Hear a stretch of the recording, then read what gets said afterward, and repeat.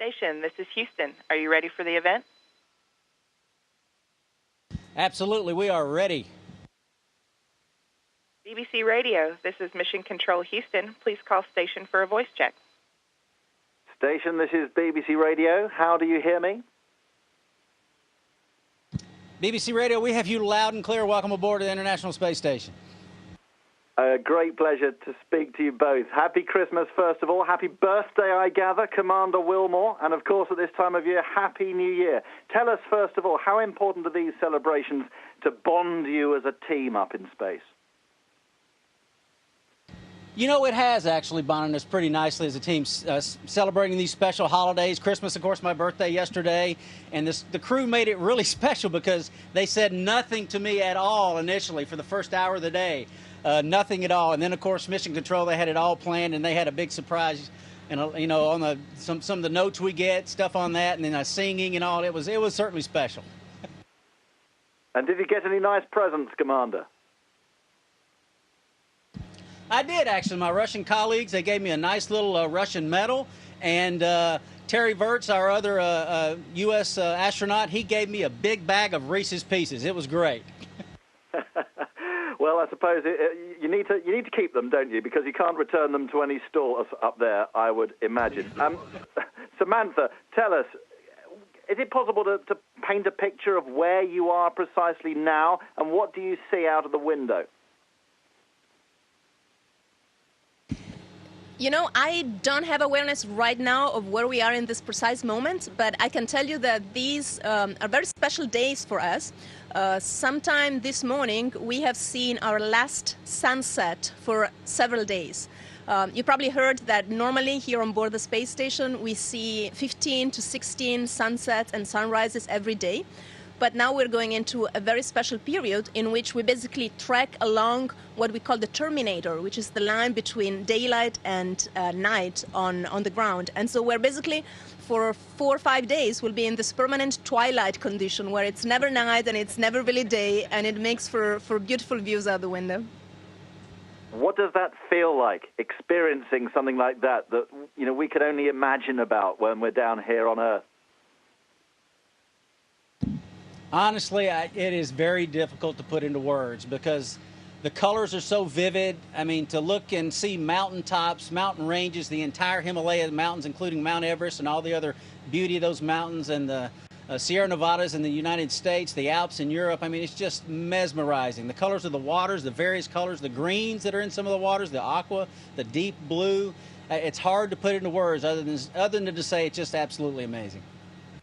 Well, you've done a terrific job for us. Thank you.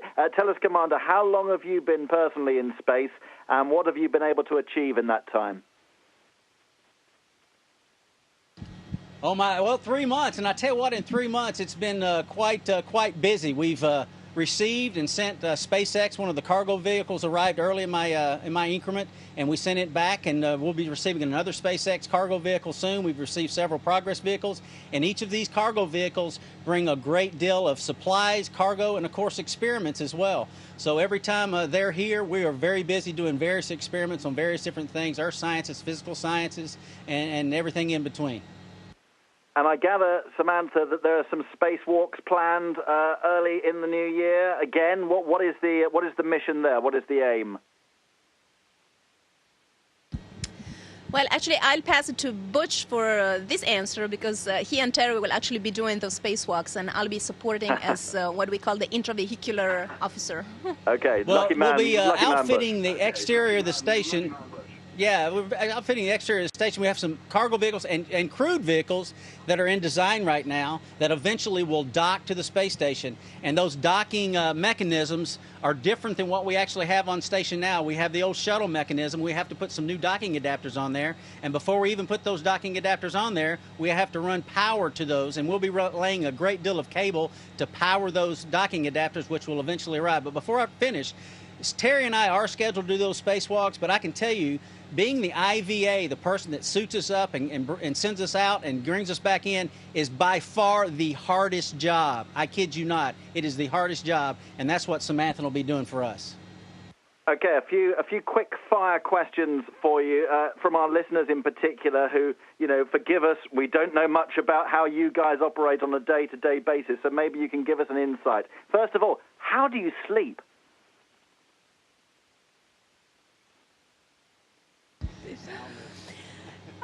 First of all, I have to say I sleep great up here. It's the best sleep I've ever had in my life. I've had it up here on the space station.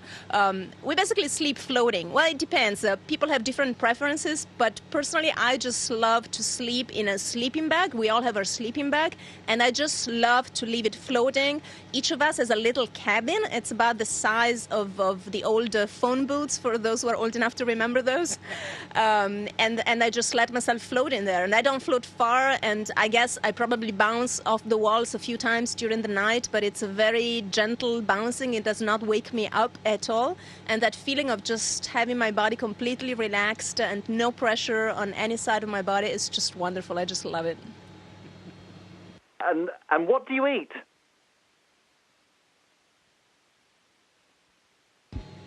Absolutely anything that we can get our hands on.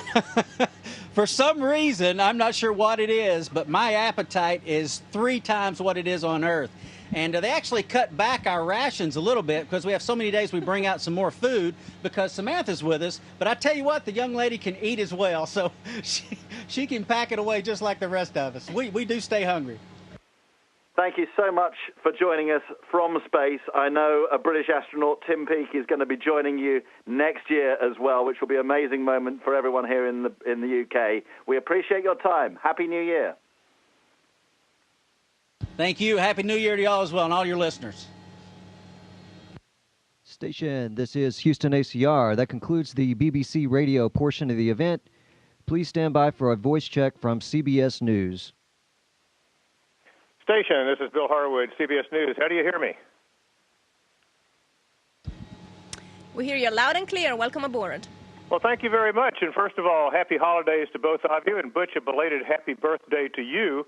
What did you guys do to celebrate up there? And what are your plans for the new year? I guess there's no champagne up there, right?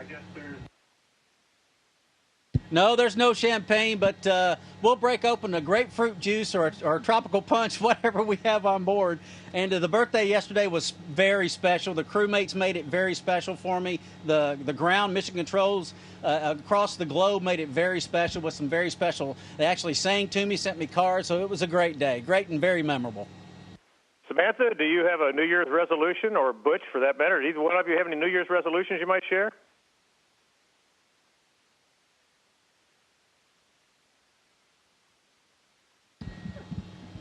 I can tell you one thing you think about when you're up here, Bill, is when we do various tasks. I mean, we may do 15 different tasks on 15 different subject matters a day.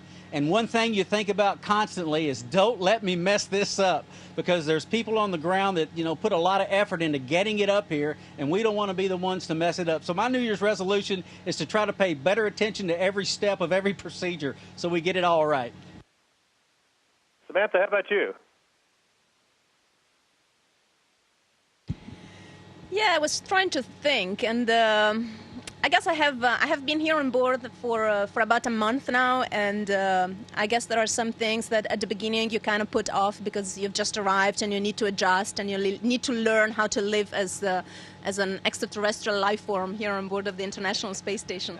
And so I guess one of the things that I have been putting off and that I definitely want to start is to do a little bit more video documenting of what I have been doing or I'm doing here on board so that I can share it with the public. I've been doing quite a bit of photos, but I haven't been into video a lot yet, and that's probably my New Year's resolution right now.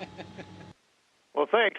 You guys both have a SpaceX launch coming up in a week or so, and I'm sure you'll find a few belated Christmas presents on board, but more important, this is the first U.S. cargo ship to reach the station since the Antares failure back in October.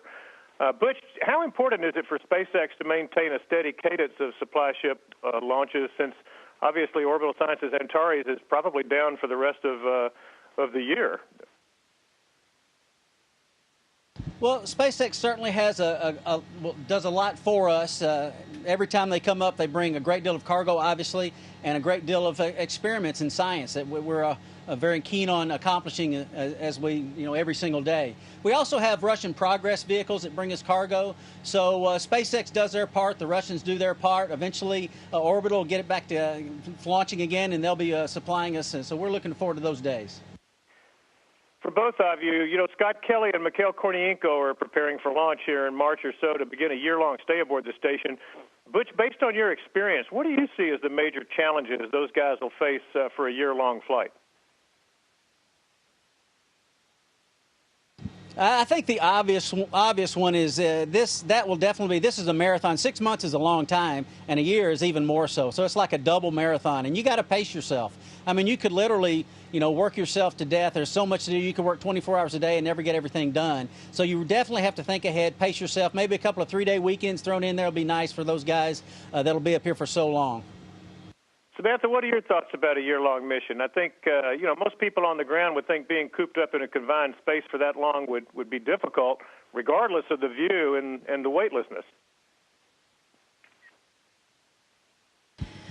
No, I don't think so. I wouldn't see that as a problem. The space station is actually an amazing. I like to call it the humanity's outpost in space, and I hope that conveys a little bit the fact that it's a complex, big, grand, huge facility, and we have plenty of space up here. So we're obviously very respectful of each other's private space, and there is enough space here to find your own private space if you need it. So I wouldn't be concerned about that. What I definitely hope for them is that they will stay healthy for a full year. I mean, this can be a challenging environment to stay healthy on a long term, and of course, I think there has only been one person who has been in space that long so far, so we don't have a lot of experience yet, and that's the whole point.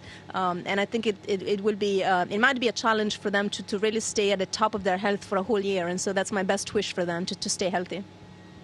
Samantha, you've been in orbit for a little over 1 month now. I was wondering how reality compares with your pre-launch expectations. In other words, is there anything about the experience so far that's been a surprise to you?